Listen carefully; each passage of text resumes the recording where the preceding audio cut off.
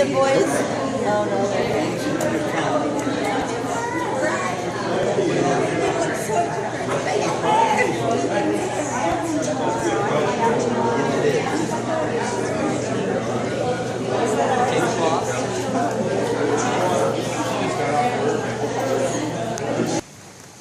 Carolyn and Dolores. It's really good to see a lot of your faces I haven't seen in a long time. Bear with me. This is going to be expecting everybody here to hold me up. I'm going to try to hold you up. And we have water in the back there, and there's some in the refrigerator if somebody wants a bottle of water. So I didn't make coffee because it's 82 degrees, and I thought that I need a bunch of caffeine-wired people in 1 degree weather. Carolyn Dolores Head was born on September 5th, 1934, in Pampa, Texas. She was married on November 1st, 1950, to Grandma Coelho, and becoming Carolyn Dolores Coelho. She was a mother of 6 boys, wife of Manuel. She cooked breakfast every morning until the day she went to the hospital. When one of the boys got sick, they all went with her, and they all got sick. Can you imagine going through 6 boys getting sick 2 weeks at a time? Smart. Can't even count all the people that were blessed by her cooking, her snacks, and most important, her wedding cakes. Yes. Amen. With 6 boys and all the extended family, you can only imagine how many cakes that was. Sometimes they were sliding a little bit, due to transport issues or other things, but they were always made with tender, caring love. The stories that I remember of Pop's lowering a bucket out of his crow's nest in his fishing boat, knocking her clean out, hitting her in the head. You guys ever seen the movie Avengers and these guys fly through the air? I think that was Pop's. He didn't touch the ground until he was next to her to make sure she was okay and bring her back. Aww. Stitching up cuts, holding baby after baby when they were born. She touched every one of them. With 18 grandkids, 7 great-grandkids, she loved every one of them as much as the other. Yep.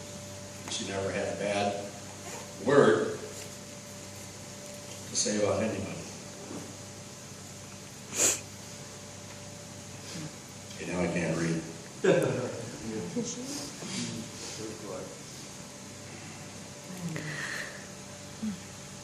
Her heart was plenty big enough to hold all the love that she had, and her soft blue eyes showed it. She didn't always get or understand all the jokes that were told and people were telling them, but she always laughed, and her laugh was unmistakably recognizable. She always treated everybody the same and never had anything to say about anybody. She served and she loved. I think that's the most 2 important things you can do in life, to serve and love. And she was full of both of that. She did it every day of her life until the end. She worried about everybody else, what they were feeling, how they were hurting. She never really put it in her court and thought about herself. She was selfless, loving, with a big heart, and a servant. She did have the Lord in her life. She said so shortly before she died. She was not afraid. She was not afraid to die. You could see it in her eyes, and she was ready to go.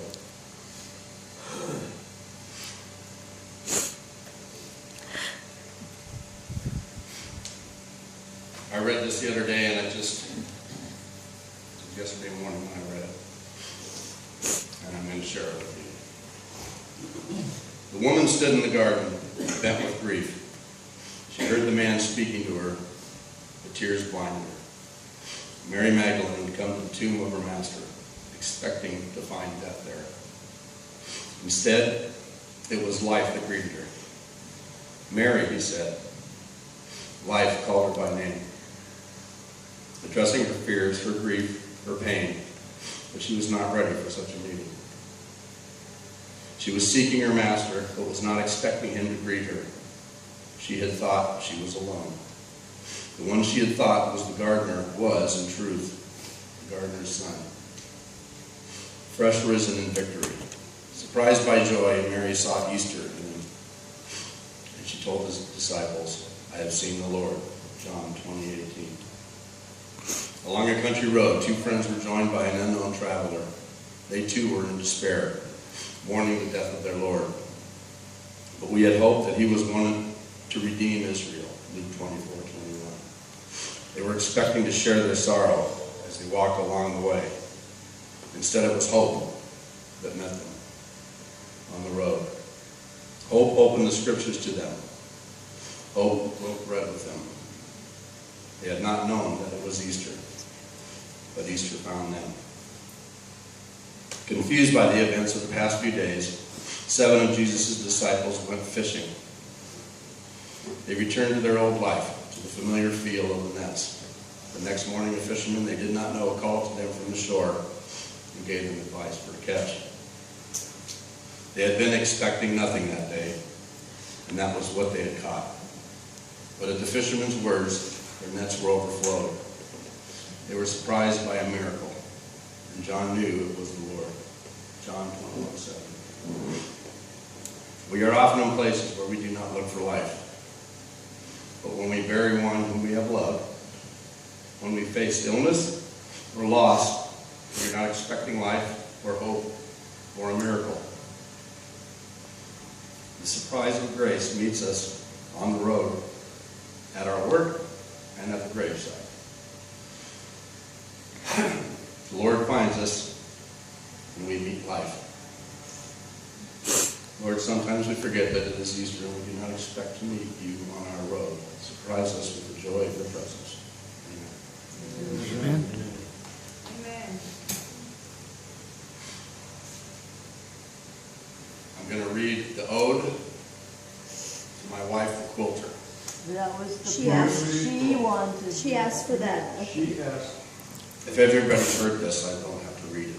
No, but they'll know. Listen carefully. She learned to quilt on Monday. Her stitches all were very fine. She forgot to thaw out dinner, so we went out to dine. She quilted miniatures on Tuesday. She said they are a must. They really were quite lovely, but she forgot to dust. On Wednesday, it was a sampler. She says, diapling's fun. Is that right, diapling? What highlights, what shadows, but the laundry wasn't done. Her patches were on Thursday, green, yellow, blue, and red. I guess she was really engrossed. She never made the bed. It was wall hangings on Friday in colors she adores. It never bothered her at all, the crumbs on the floors. I found a maid on Saturday. My week is now complete. My wife can quilt the hours away. The house will still be neat. Well, it's already Sunday. I think I'm about to wilt. I cursed, I raved, I ranted. The maid is learned to quilt.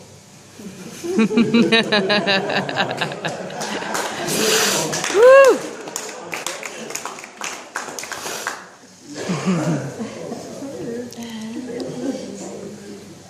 These are some notes from some of the family.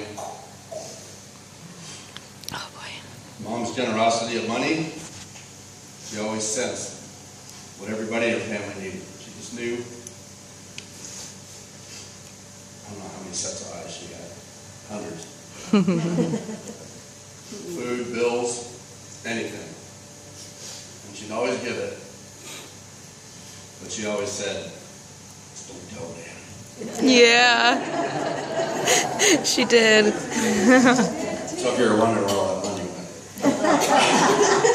We're supposed to tell you over there. And she was this family's mother, but I think everybody called her Mom. Yep. Amen. And this is from Dan and Lori and Daniel, 11, Nate, Christina, Jason, and Jay. Christina. Words can't describe the love we felt around you. Always taking care of everyone. Bet you're doing the same in heaven. Today we celebrate your love. We love you and look forward to the day we see you in heaven. Rest in peace. And dance. I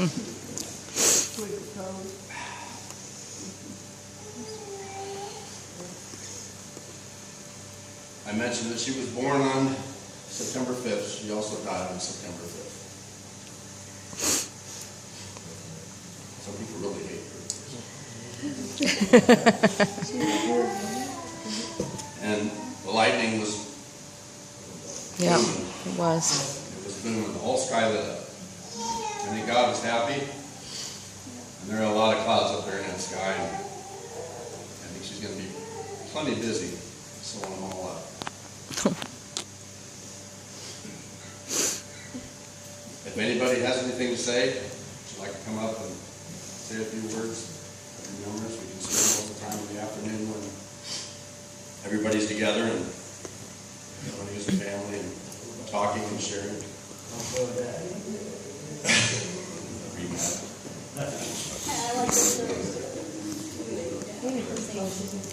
Of course Amy's going to say something.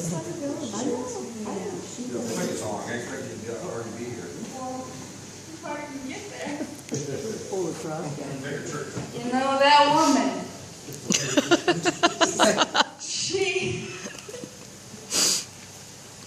She'll make you love her until the day she died. No. She had so much in her heart and she gave so much. You know?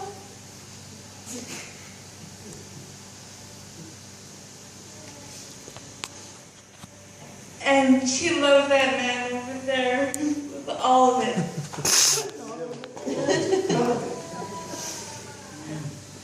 And she was so colorful, you know?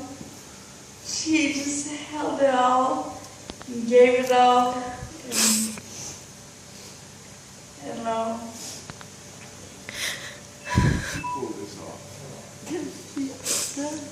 shut up, guys. No, we're good. We're proud of you, Amy. We just wish we could talk like you're talking. Keep it up. Keep it up. You know, if she was here today with us, she would tell you all the shit I do, like I am. And I am her granddaughter. No one's gonna forget that.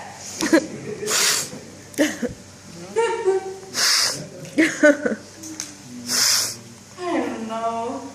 It's all right.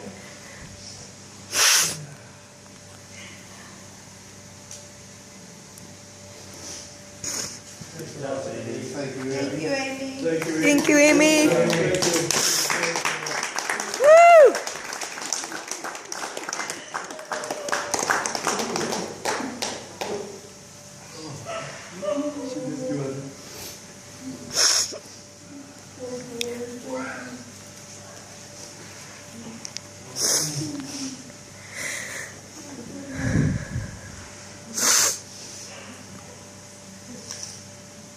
I love you, Grandma.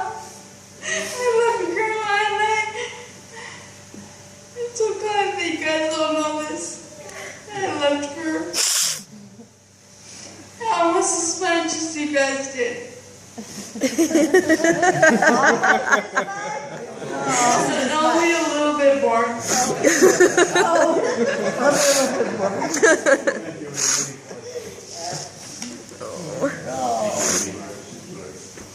You know, we are all blessed for the time we have with the people that are in our life. And she was definitely a huge figure in our life. And everybody in here, she's touched everybody. We're all blessed. And we have her memory in our hearts forever. Always remember everything that she's done for us and maybe pass some of that serving and love on in our life. That's what's important. Anybody else want to say anything? We wanted, but we can't.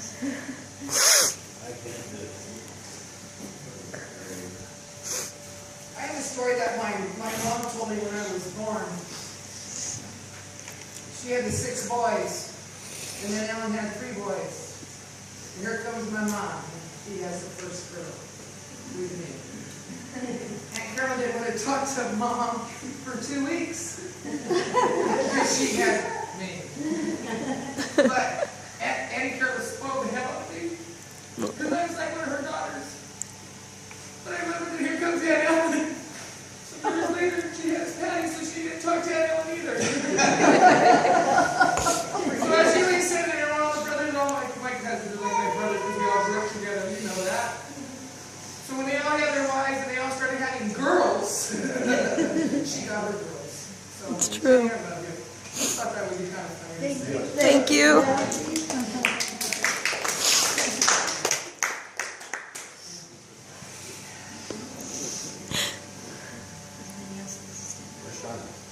Shauna?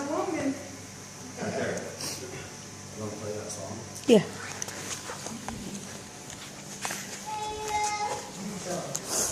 Are you running that stuff, and I'll say hi to Teresa?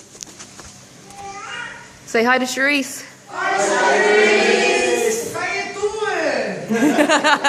doing?